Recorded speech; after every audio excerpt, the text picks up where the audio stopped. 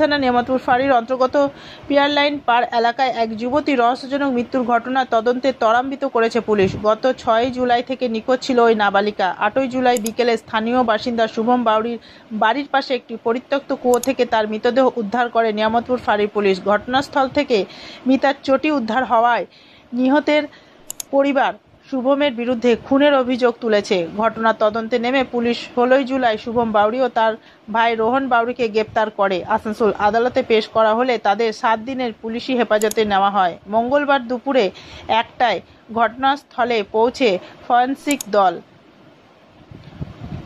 কুলটি থানার নিয়ামতপুর ফাঁড়ির পুলিশের উপস্থিতিতে তারা পরিত্যক্ত কুয়োর আশেপাশে এলাকা থেকে প্রয়োজনীয় নমুনা সংগ্রহ করে। এই নমুনার তদন্তে গুরুত্বপূর্ণ সূত্র সরবরাহ করবে বলে মনে করা হচ্ছে। এই ঘটনায় এলাকায় ব্যাপক চাঞ্চল্যের সৃষ্টি হয়।